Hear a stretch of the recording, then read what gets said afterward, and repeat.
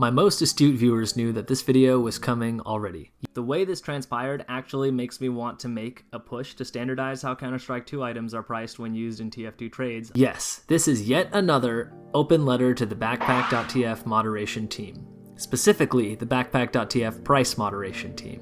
I'm making this video in light of the trade protection update for CS2 items that came out recently. As it stands, there is no standardized method for reporting sales involving trade-protected CS2 items on Backpack.tf. For those not in the know, CS2, Rust, and maybe some less relevant games out there have had their items trade-protected. This update first rolled out and impacted CS2 items in July of 2025. What this pretty much means is that any peer-to-peer trade on Steam involving trade-protected items is subject to reversal. Should anyone involved in a trade choose to do so, for up to 1 week upon completion of the trade, they may reverse it. Also, trade-protected items can only be used in trades for other trade-protected items. This effectively killed cross-game trading, or so we thought.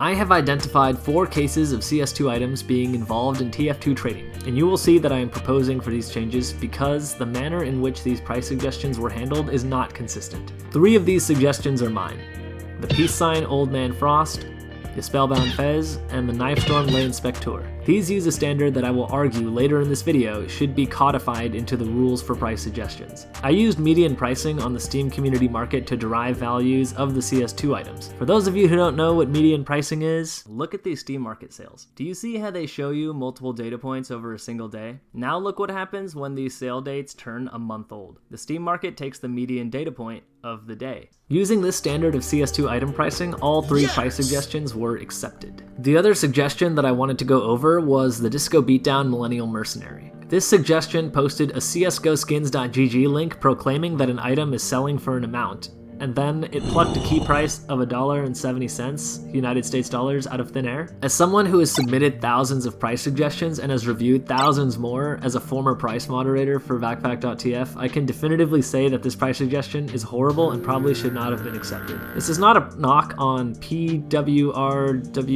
or whatever this guy's name is, because he's kind of new. I placed the onus on the price moderation team to not let stuff like this fly. But why is this terrible? Again, I call this suggestion terrible and horrible, not to like hurt anyone's ego or to like roast the price moderator or the price suggester, but first off, the CS2 item pricing seems to have been based on sellers and not even sales. This sets a bad precedent where price suggestions can be accepted based on what listings say that they are worth. My current conductor close quarters cover, or CCCQC for short, is listed at 200 keys. Using this price suggestions logic, if I swapped it for SP Bacon's Spectral Fire Brass Bucket, I could now price the brass bucket at 200. Just because my close quarters cover is listed at 200. Another problem is that the price suggestion just pulls a key price of 1.7 USD out of thin air. So CS items are whatever sellers say they are, and key prices are also whatever number we want to make up. Amazing. This is a price suggestion that I reviewed in my tenure as a moderator. The price suggester made up a key price that they felt was accurate, and instead of accepting that without questioning it, I actually went and dug for recent cash key sales to get an accurate price for the item. When all was said and done, the work I did to properly price the keys in cash corrected what would have otherwise been a 7% error in pricing. There's seriously no reason that this price suggestion should even flown on this basis alone.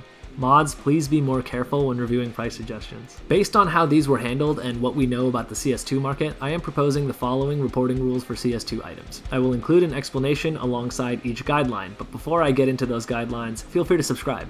I work hard on these, you know. Number 1, use the Steam community market's median pricing. This provides a standardized price for every CS2 items based on sales, not sellers, sales. The reason I advocate for the Steam community market instead of other cash sites is because of the high volume of sales that is done through the Steam community market every single day for both CS2 items and TF2 keys. In most cases, the Steam community market does more volume than any individual cash trading website. Using median pricing also has the added benefit of waiting for a month for median pricing to come out. If something was traded on a day that something spiked or something unusual happened in the market for that particular item, we would have past and future data to help us inform decisions on a case-by-case basis. Speaking of case-by-case bases. Number 2, price suggestions involving CS2 items should consider special qualities on a case-by-case basis. Rare and special weapon qualities such as the top 3 lowest float, Exorbitantly expensive stickers or other modifiers that are rare and significantly impact base market price should be accounted for on a case-by-case basis. If possible, previous sales of that item should be investigated. If that is not possible, the item should be taken at base price without modifiers. This is not unlike how price suggestions value items at their highest buy orders when there is insufficient data to price an item accurately. This is kind of like how I did with the exorcism spelled Australian Tomislav in order to price the minimal wear energy orb brick house minigun. And that's it. This is just a simple call to standardize CS2 item sale reporting in TF2 price suggestions because we've already seen inconsistent standards applied less than a year after trade protection was rolled out. Be sure to check out some of my other stuff if you like TF2 trading.